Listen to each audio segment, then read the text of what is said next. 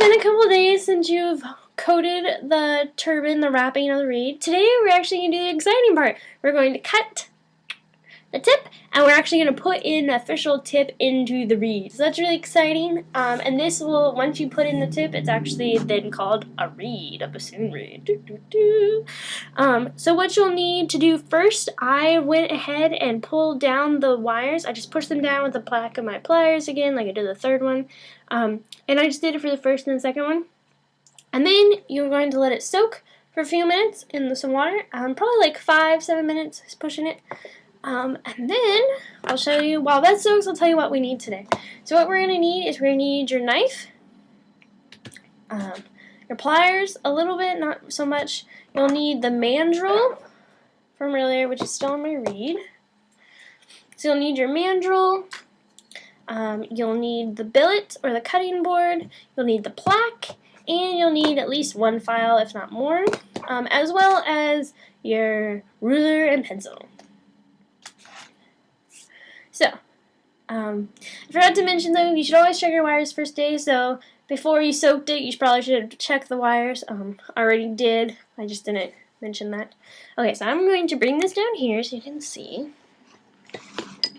All my tools. So you're going to have the billet there, and what we're going to do is we're actually, first things first, we're going to cut the tip. And so what we need to do is we need to measure out 1.25 inches from the collar to the tip. My cane is actually for some reason a little bit shorter, and that's how they made this. So I have to cut it as close to the top as possible. Mine's just a little under 1/4. And what you do is once you do that, I like to draw a little line, 2 of them, both sides. If you can, just connect it. And you want to get this as straight as possible. I know my drawing skills are awful, but I want to get this as straight as possible. And what you're going to do is we're going to cut. So, because once you cut, like I said, once you take back, you can't put it back on the reed, so you have to be careful. And on the billet, it's actually not a flat surface. It is a little bit rounded on the top in the center. And this is so that way you can cut the reed right in the center and it's raised, so that way when you're cutting, it's supported. Because the reed has different, it's flat right now. So the raised actually helps it so you can cut a straight edge. So what I like to do is line it up in the center of the billet. I like to lie the knife flat against so that the line is right at the edge, and I actually like to go straight up. And then I double check to make sure that I'm straight. And what we're going to do, just go down and I use the palm of my hand as if I'm making garlic. I actually like to make a fist just to make sure I'm doing straight, and you just go straight down. Nice crunching sound, and I do a little bit of rocking, but just make sure to go straight across. Ta-da! And then I like to double check across a straight surface, or you can use a ruler just to make sure that it is straight. If it isn't, go ahead and try to fix it, but remember, just be very careful. Once you take off, you can't put it back on. And then, right now, we have a cut reed. It's really nice and open, but since reeds are very fragile, we need to actually make little dog ears in it. And so what that does is we just cut tiny little corners out, or we cut tiny little piece out of the corner. And so what you do, you just go on to the reed, and you just do a little slight angle, and it's very shallow, and it's very small. It's not very big. And the point of these dog ears is actually to make it so that way if you drop your reed or something happens to it, it won't go straight on into something, and so that it actually kind of helps prevent cracking a little bit. It also will help if, come back up here, if later on when you're working with the reed, if your plaque is going on too much, it'll help keep the blades together, and if that way if they separate, they don't actually stay separated, they'll actually come out. So now, we have a nice opening, and this is why it's called a double reed, because now we have 2 pieces of cane that we play. Ta-da! Okay, so that's all we need for the billet. You can go ahead and put it away. I like to just keep my reed wet, so soak it in. Go ahead and put it on to the mandrel again, and now you're going to take your plaque and just insert it in the top. Very simple. Don't go too far. Just, kind of let it rest there to where it's even with the sides. We're gonna put in a tip. So this is actually, we just cut the reed, and now we're gonna start putting in a tip.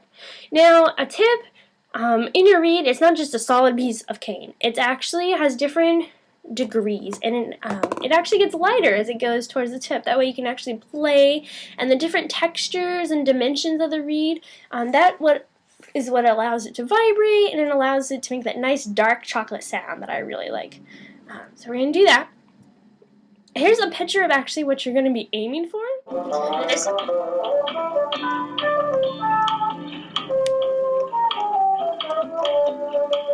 This is actually from Steve's Bassoons that I found online. This wonderful, beautiful picture. It's really great. I like this. It shows a great texture and how it's supposed to look.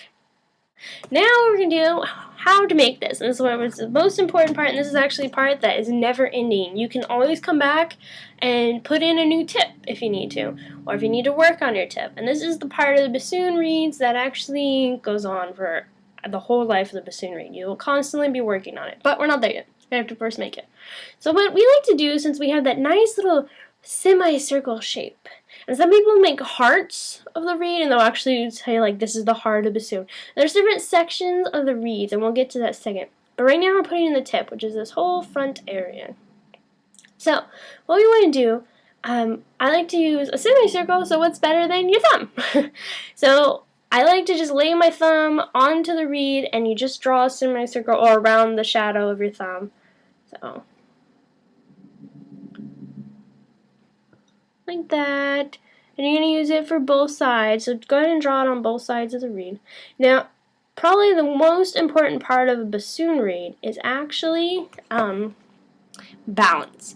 So what you do to one side, you will have to make sure to do the other side. And you can actually feel a difference when you're playing. I know that sounds weird, and you don't have to be some Superman to feel this, but you can actually feel the difference on your lips. Like when you play, and you can actually hear it sometimes, like, oh, I didn't work on that other side as much.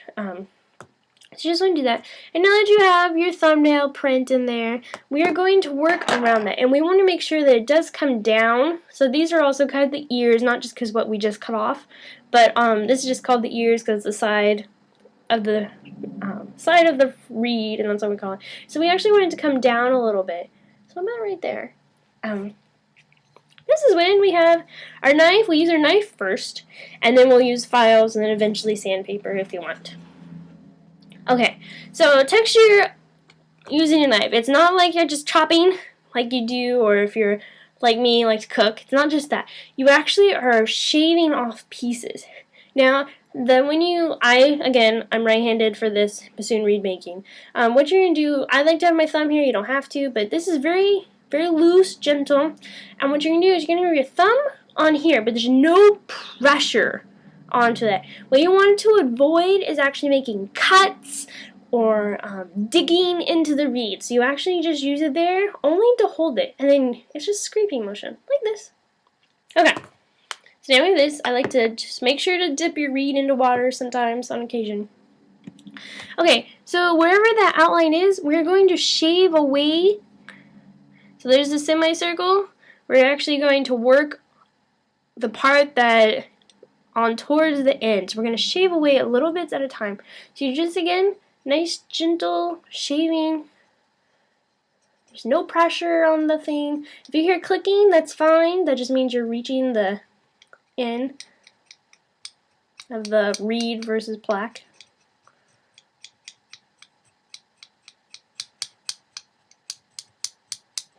And you just keep doing this. You just keep working.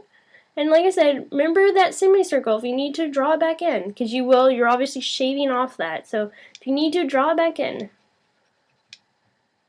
And you just keep doing this, and you just keep shaving and shaving and shaving until it gets a thinner reed. Now my cane is actually really thick, this older piece that I have. And the thickness of a reed depends on how you want to play. I know the thinner it is, the easier to tongue, but the more that you take off, the less resistance there is. So you have to be wary of that. And to make sure you do whatever you do on occasion, just go ahead and flip it over to the other side and work on the other side. Because remember, balance is key. You need to make sure to balance out the reed. No pressure on the knife. We want to just be gentle. We're just taking off the tip. And this is when you want to have a desk lamp. Let's see. There's not much thickness, like you can't see through the reed. What you eventually will want on this reed, see how it's tapered on the end? It's very light on the end. It's kind of a semicircle. It's more of a diamond right now because I'm still working on this. But see how it's tapered? Versus this is the reed we just started. There's not a lot. There's barely any shaving off. And you can flip it, and it's different on both sides. So see? See, the one on this one is much lighter on the ends, and that's what we're aiming for. So right now, it will take a while. This is just how it happens. Like I said, it takes a little bit. You just keep shaving. Eventually, when you get through a little bit with your knife, you can actually move on to a file. And I would wet the file and the reed, and then you can just work on it, and you can just shave it down. And remember, we want those ears to be really thin and gradually. The center, we don't want to really touch the center. So remember, that is that semicircle, so that way you have your thumb, and you want it to taper off in the ends. And then, but the tip, the very center of the tip should not be touched. We want the intact, because the sides are actually what vibrates more. Okay, and so you keep working on this, and if you need to, you can take off the mandrel. And I know, like, my hands are small, it's really hard to hold, but if you need to work on it, make sure you do both sides. So you should have 4 corners you're working on, like 4 dog ears you're working on. And that takes a while, like I said, and we want to go for that one reed I was showing you, where it is tapered. That's what you're doing. So I'm going to actually skip ahead to the next part, which is what we want to discuss, something called channels of the reed. So we have the tip, which technically if you just say tip in general, that means this whole entire reed. This whole entire cane piece. But the actual tip part is this, the actual tip top. And then this is called the spine right here. This nice center. We want the spine to be really nice and dark and thick and really round. So to do that, and it's mostly like, and that's what produces that dark chocolate sound. And so to have this really thick back here, we need to convince it that it's thicker in the middle, so the spine. So we have this thing called channels, and I'm going to draw these in so you can see, and you can draw them in too once you know what I'm talking about. So we want the spine to think, or to believe that it's thicker than the